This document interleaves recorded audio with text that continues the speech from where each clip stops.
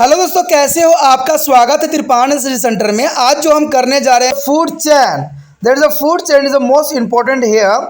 The transfer of the food from a plant at a producer through their series of organism with the repeated eating and begin it is called to the food chain.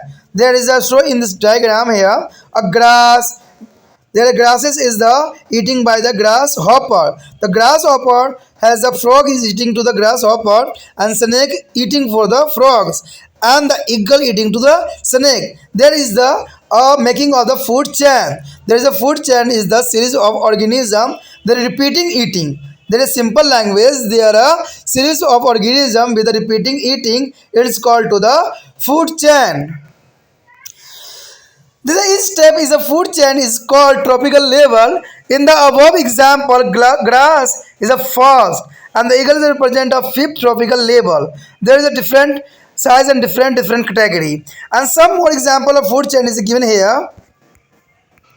The here show the first diagram is a grassland. There P is a producer. There is the grass is a P and S is the herbivorous and C is a carnivorous. There is the most important diagram showing the first. There is a grass as a rat and the snake and the eagle. But other side there is a pond. They are eating for their other types of animal. And the last is the forest. The forest eating to the as a deer and eating for the lions also in the deer. There is the most important is the food chain here linked for the each other.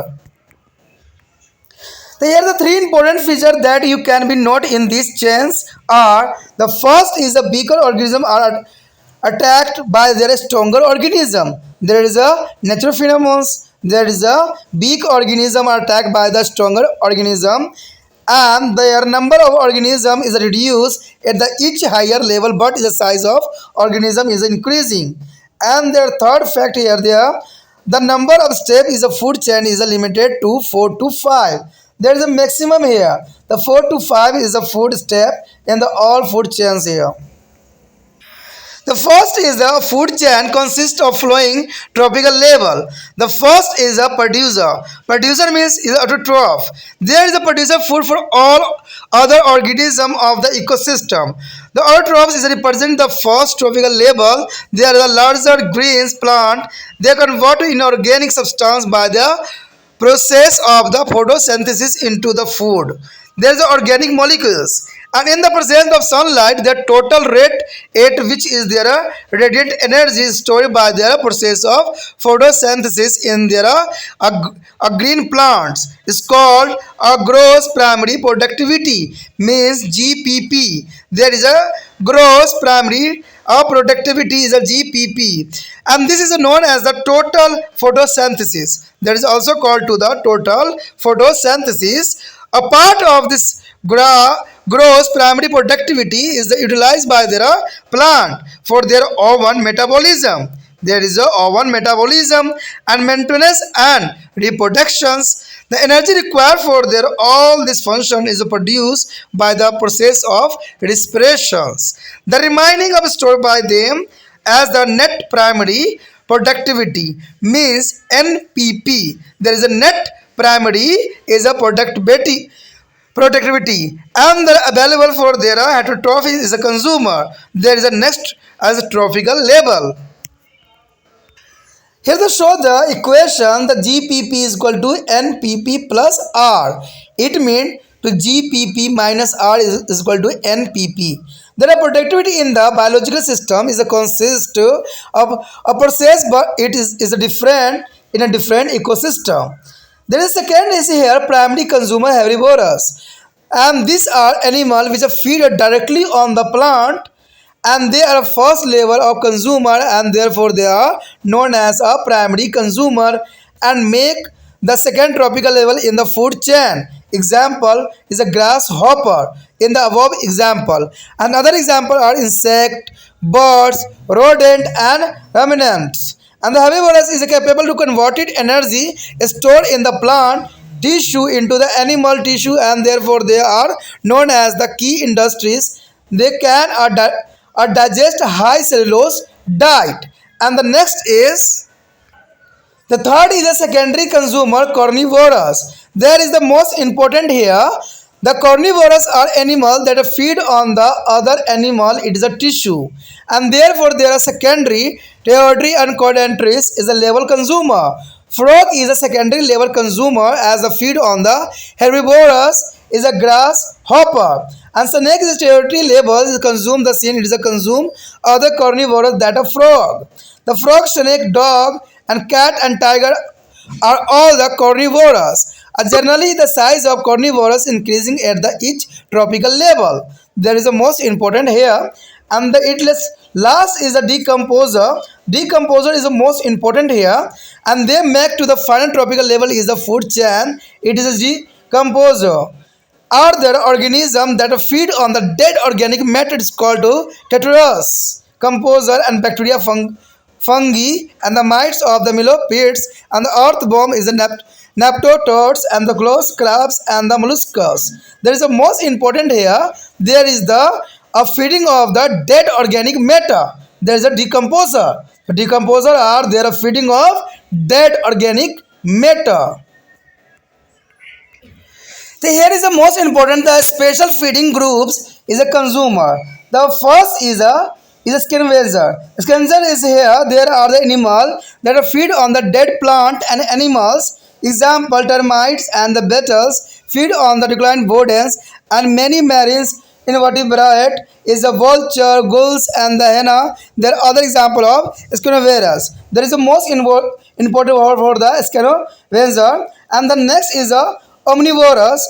Omnivorous is there is the consume to both plant and animal as a source of their food. The human being, some of the omnivorous like the red fox is a feed on the various as a small rodent as well as on the dead animal. That is the herbivorous is the carnivorous and the scavenger. And the last is the parasite. Parasites is here. They live on the feed on the other living organism. Is called host. And the parasite not only feed on their host, but they're also causing their lethal and non-lethal disease in its. The B point is the position of the human beings in the food chain. The human beings are a consumer and many occupy. The primary and secondary and tertiary level, the vegetarians is the people are primary consumer. When they consume small fish, chickens and goat meat, they are secondary consumers. And there is a consumer big fish, they are secondary consumer. Can explain why the big fish feed upon a small fish and other animal aquatic animals? That is the most important for you. दोस्तों हमारा यहाँ पर topic आया है खाद्य चैन।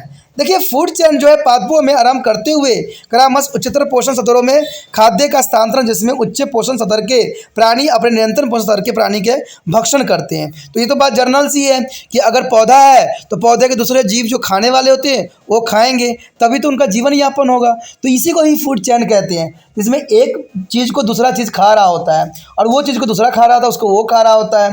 तो इसमें last में तो इंसान ही है, इंसान को खाने वाला कोई नहीं है, इसलिए इंसान जो है लास्ट कैटेगरी में इसमें आता है। ठीक है, जैसे आपको एक एग्जाम्पल भी यहाँ पर दिखाया गया है। देखिए घास दिखाया गया है, टिड्डा दिखाया गया है, मेढक दिखाया गया और सांप दिखाया गया है और जो है लास्ट में आपको बाज या गिद्ध दिखाया गया है। तो ये जो है एक तरह से फूड चैन बना रहा है। ठीक है, एक के साथ दूसरा जुड़ा हुआ है। कहते हैं अगर आप इसमें से किसी को भी हटा दोगे ना तो पूरा फूड चैन जो है बिगड़ जाएगा और कहते हैं संसार भी खत्म हो जाएगा अगर इनमें से एक भी चीज़ को अगर डिस्टर्ब कर दिया। मान लीजिए अगर मैं घास को यहाँ से हटा देता हूँ, अगर घास को अगर आप हटा दोगे तो जितने भी जीव घास पे निर्भर हैं सारे के सारे मर जाएंगे और जो है पर्यावरण असंतुलित हो जाएगा। अगर मान लीजिए मैंने मेढक को ही हटा लिया तो मेढक को खाने वाले जितने भी जीव होंगे वो सर्वाइव नहीं कर पाएंगे। तो इसलिए कहते हैं कि फूड चैन अत्यंत महत्वपूर्ण होता है, इसमें हर एक जो है जीव का अपना एक महत्वपूर्ण योगदान होता है। कहते हैं खास श्रृंखला में प्रत्येक जो है सोपान पोषण स्तर यानी ट्रॉपिकल लेवल कहलाता है और उपभोक्ता उदाहरण में घास प्रथम और जो है बाज और प्रथम पोषण स्तर के प्रतिनिधि करते हैं। ठीक है, अगर चित्र में आप देखोगे तो यहाँ पर एक चित्र दर्शाया गया है। यहाँ पर अगर आप देखोगे तो पहला में जो दिया हुआ है घास का मैदान, देखिए घास के मैदान के रूप में यहाँ पर कैसे जीव जो है एक दूसरे पर निर्भर है। ठीक है, पौधों पे चूहा निर्भर है और चूहा पे जो है सांप निर्भर है, सांप पे जो है आपको जो है गिद्ध या ईगल निर्भर है। अगर तालाब में देखा जाए तो तालाब में आप अगर आप देखोगे तो पहले जो पौधे होते हैं जो अपना भोजन स्वयं बनाते हैं, उसको खाने वाले छोटे छोटे कीटे पतंग होते हैं, और उसके बाद मछलियाँ उनको खा जाते हैं, और मछलियों खाने वाले जो है बगुला सबसे ऊपर बैठा पड़ा है। ठीक है, तो इस तरह जो है तालाब में जो इकोसिस्टम चलती है। पहला जो था घास के मैदान में चलता है, दूसरा जो है तालाब में चलता है, और तीसरा जो है वनों में चलता है, जहाँ पर पेड़ पौधे खाने वाले हिरन होते हैं और जो गाय भैंस सब खाने वाले होते हैं, और उनका खाने वाले जो होते हैं टाइगर होते हैं। तो इस तरह जो है वनों में जो है अपना फूड चेन चलता है। तो यहाँ पर जो है हर टाइप्स के फूड चेन आपके समझ दर्शाया गया है। अगर देखा जाए तो इन श्रृंखलाओं को आप 3 महत्वपूर्ण विषय को देख सकते हो। पहला तो निर्बल जीव पर शक्ति जीव पर आक्रमण करते हैं। ये तो जर्नल सी बात है कि जो निर्बल जीव होते हैं उसमें शक्तिशाली जीव जो है अटैक करके उनको मार के अपना भोजन ग्रहण करते हैं। प्रत्येक उच्चतर पोषण स्तर पर जो है प्राणियों की संख्या कम होती जाती है, जबकि आकार में वृद्धि होता रहता है। तो कहते हैं हर चीज़ जो है अपना सर्वाइव करना जानती है, और तभी वो जो है नेचर में बनी रहती है। उसके बाद खाद्य श्रृंखला में जो है स्वापों की संख्या 4 से 5 तक सीमित रहती है। देखिए दोस्तों, यहाँ पर अगर आप देखोगे तो इसके लेवल जो होते हैं मुश्किल से 4 या 5 तक ही जाते हैं, उसके बाद नहीं जा पाते हैं, क्योंकि ये तो जर्नल सी बात है कि 4 और 5 काफ़ी हद तक माने रखता है। अब यहाँ पर एक इंपॉर्टेंट बात आती है कि जैसे कि आपने खाद्य श्रृंखला में निम्नलिखित पोषण स्तर के बारे में पढ़ा है, तो इसमें कौन कौन से पोषण स्तर है, तो उसको जो है विस्तार से हमें जानने का मौका मिला है। सबसे पहले आता है स्वयं पोषी यानी उत्पादक। ये बाड़ी तंत्र में सभी अन्य प्राणियों के लिए खाद्य उत्पन्न करते हैं। कहते हैं स्वयं पोषी प्रथम पोषण स्तर की प्रतिनिधि होते हैं, और ये मुख्यतः हरे पादप होते हैं जो प्रकाश सूर्य के प्रकाश की उपस्थिति में जो है प्रकाश संश्लेषण की प्रक्रिया द्वारा अकार्बनिक पदार्थों को खाद्य पदार्थ यानी कार्बनिक अणु में रूपांतरित कर देते हैं। तो ये जो है खाद्य पदार्थ को रूपांतरित करना अत्यंत महत्वपूर्ण होता है। इसे पुण्य प्रकाश संश्लेषण भी कहा जा सकता है। हरे पादपों में प्रकाश संश्लेषण प्रक्रिया द्वारा जो है विकिरण ऊर्जा के संग्रहण की कुल दर को जो है समग्र प्राथमिक उत्पादकता यानी इसको हम GPP कहते हैं, यानी ग्रोस प्राइमरी प्रोडक्टिविटी कहते हैं, जिसमें वो क्या करता है विकिरण ऊर्जा को संग्रहण करता है, इकट्ठा करता है। तो उसकी कुल दर को जो है हम क्या कहते हैं जो है ग्रोस प्राइमरी प्रोडक्टिविटी कहते हैं। इसका एक अंश पादपों द्वारा अपने उपचय रख रखाव के जनन में प्रयुक्त भी होती है, यानी ये एनर्जी को वो लोग क्या करते हैं रख रखाव यानी आने वाला समय में इसको इस्तेमाल भी करते हैं। इन सभी कार्यों के लिए आवश्यक ऊर्जा श्वसन प्रक्रिया द्वारा ही उत्पन्न होती है, यानी जब सांस लेते हैं तो इससे जो है ऊर्जा मुक्त होती है।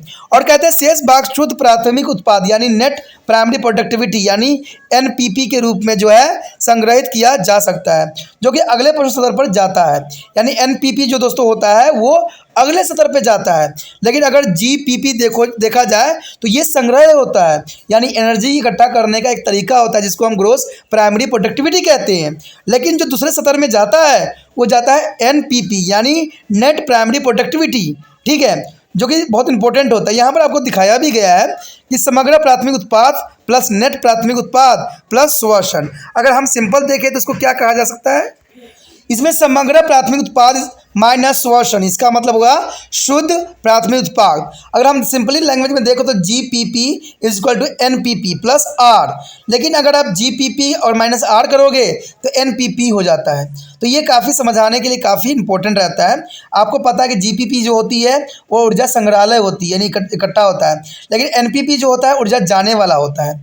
लेकिन अगर हम जाने वाला होता है, अगर दोनों को हम क्रिया कराएं तो जाने वाला प्राप्त होती है। तो कहते हैं जब तंत्र में उपयोगिता सतर प्रक्रिया है, लेकिन अलग अलग पारितंत्र तंत्रों में ये अलग अलग होती है, जो कि काफ़ी इंपॉर्टेंट बात भी यहाँ पर रखती है। यहाँ पर बताया गया है सबसे पहली बात प्राथमिक उपभोक्ता शाकाहारी, जो कि बहुत इंपॉर्टेंट रखता है। दूसरी नंबर पे ये प्राथमिक उपभोक्ता शाकाहारी, ये जंतु अपना भोजन सीधे ही पादपों से लेते हैं। ये प्रथम स्तर के उपभोक्ता होते हैं, अंततः प्राथमिक उपभोक्ता भी कहलाते हैं, और ये द्वितीय पोषण स्तर के निर्माण करते हैं, जैसे टिड्डा इसका उदाहरण है। अन्य उदाहरण में कीट पक्षी कुत्रक व जुगली करने वाले जानवर शाकाहारी प्राणी, क्योंकि पादप में संग्रहित ऊर्जा को जंतु के उत्पादों में परिवर्तन करने में सक्षम होते हैं। अंततः इन्हें मूल्य उद्योग यानी की इंडस्ट्री भी कहा जाता है। ये उच्च सेलुलोज आहार को पचाने में काफ़ी सक्षम होते हैं, क्योंकि आपको पता है पेड़ पौधों में काफ़ी जो होता है सेलुलोज होता है जिसको पचाने में काफ़ी सक्षम होते हैं।